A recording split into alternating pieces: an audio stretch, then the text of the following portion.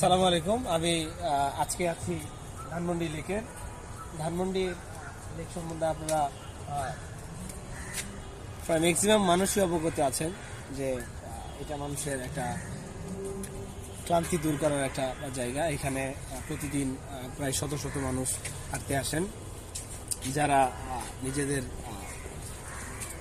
Refreshment করার জন্য, এবং অনেকে আসেন এক্সারসাইজের জন্য।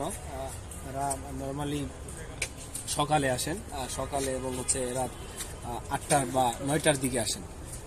এই সময়টাতে মানুষের ভিড় খুব কম থাকে। সকালবেলা আমি সবসময় দেখতে পাই যেটা সকালবেলায় বেশি মানুষ আসে, কারণ এত ঘুরে যারা আসে তারা এখানে আসে।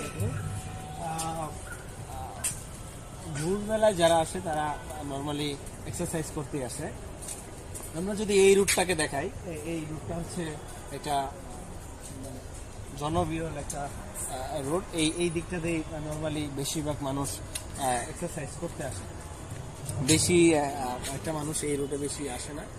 আর আমরা যদি কোনো শুক্রবার এবং শনিবারের দিকে লক্ষ্য রাখি, সেই দিনটাতে আসলেই এক্সারসাইজ করার মতো পরিবেশ থাকে না এই দিকে। কেননা এই সময়টাতে ধানমন্ডি এবং ধানমন্ডির আশেপাশে এবং বিভিন্ন এলাকা থেকে মানুষরা এখানে ঘুরতে আসে। তাদের গার্লফ্রেন্ড বা ওয়াইফকে নিয়ে একটা ভালো টাইম স্পেন্ড করতে এখানে আসেন। দ্যাটস ওয়াই আমি বলবো যে আপনারা যারা এক্সারসাইজ করতে আসবেন তারা খুব ঘুরে এবং 8টার পরে আসলে আপনারা জায়গাটা একটু জনবিরল পেতে পারেন। আমি আজকে আসছি আপনাদের একটা তথ্য দিতে। সেটা ধানমন্ডি লেক সরোবরে 4 দিন ব্যাপী 12 তারিখ থেকে 16 তারিখ পর্যন্ত এখানে পিঠা উৎসব হবে। এখানে বিভিন্ন জেলা থেকে মানুষ পিঠা বানিয়ে নিয়ে আসছে। বিভিন্ন টাইপের পিঠা আপনি দেখতে পাবেন, যেগুলো হয়তো আপনি ইতিপূর্বে দেখেন নাই।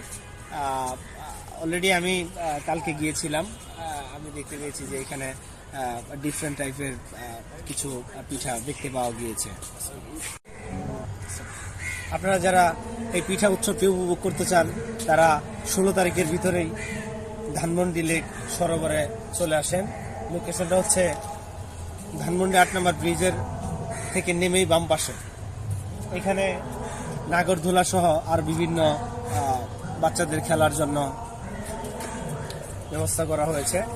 স্পেশালি এখানে প্রতিদিন বিভিন্ন সঙ্গীত শিল্পীরা আসেন, যারা এখানে এসে দর্শকদের মনোরঞ্জনের ব্যবস্থা করেন।